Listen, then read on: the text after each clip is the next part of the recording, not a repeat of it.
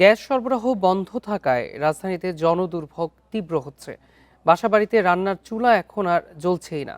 CNG স্টেশনে চাপ না থাকায় যানবাহনে মিলছে না চাহিদা অনুযায়ী গ্যাস। গ্যাস সংকট নিয়ে আরও জানাতে তেজগাঁও থেকে যোগ দিয়েছেন আমাদের সহকর্মী মাহিমা হোসেন। মাহিমা, বর্তমানে ফিলিং স্টেশনে গাড়ির কেমন চাপ দেখছেন? পর্যাপ্ত গ্যাস ও সরবরাহ অব্যাহত আছে কি? এই যে গ্যাসের যে একটি সংকট, অর্থাৎ বেশ কয়েকদিন যাবতই কিন্তু প্রায় সপ্তাহখানেকেরও বেশি সময় ধরে যে চলছে যে সংকটটা, তা কিন্তু এখনো পুরোপুরি কেটে ওঠেনি এবং এখন কিন্তু যদি বলি সার্বিক পরিস্থিতি, আজকে কিন্তু সাপ্তাহিক ছুটির দিন শুক্রবার। আমরা বেশ কয়েকটি কিন্তু স্টেশন ঘুরে দেখেছি। এই যে স্টেশনে এখন রয়েছে, এই ফিলিং স্টেশনের ঠিক সামনে যেটি রয়েছে তা কিন্তু বন্ধ রয়েছে, তবে এটিতে কিন্তু এখনও গ্যাস সরবরাহ চলছে। তবে অনেক গ্রাহকরা যেটা বলছেন যে তারা আসলে পর্যাপ্ত পরিমাণ অনেক সময় তারা পাচ্ছেন না এবং অনেক সময় ধরে কিন্তু তারা দাঁড়িয়ে রয়েছেন লাইনে। তবে আমরা যখন এখান থেকে আসছিলাম, আমরা যেমন যে দীর্ঘ লাইন, সেই লাইনের চেয়ে আমরা অন্যান্য দিনের তুলনায় আজকে এখন পর্যন্ত কিন্তু লাইনটা বেশ খানিকটা ছোটই দেখেছি। অর্থাৎ যেহেতু আজকে সাপ্তাহিক ছুটির দিন, অনেকে কম বের হচ্ছেন, অফিস বন্ধ রয়েছে আজকে এবং একই সাথে যে শিক্ষা প্রতিষ্ঠানগুলো বন্ধ থাকে, ফলে দেখা যায় যে মানুষ বেরও কম হয়।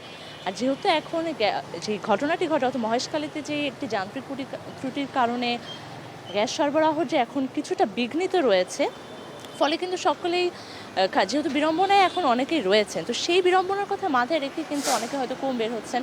তবে যাদের প্রতিনিয়তই বের হতে হয় এবং গ্যাস সরবরাহ করতে হয়, তাদের জন্য কিন্তু খানিকটা অস্বস্তিরই, যেহেতু তাদেরকে দীর্ঘ সময় কিন্তু লাইনে দাঁড়াতে হচ্ছে, যেটা আমরা দেখি যে ইউজুয়াল সময় যেরকম তাদের দাঁড়াতে হয় না।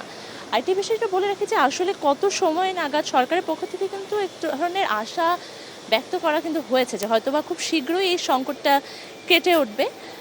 তবে এখন পর্যন্ত যদি বলি, এবং যদি আজকের চিত্রটি যদি আপনাদের কাছে বলি, এখন পর্যন্ত অবশ্য বেলাও বেশি একটা হয়নি, এখনও বেলা বাড়ার সাথে সাথে আমরা দেখি এই জায়গাগুলোতে ভিড় বাড়তে থাকে এবং চাপ বাড়তে থাকে।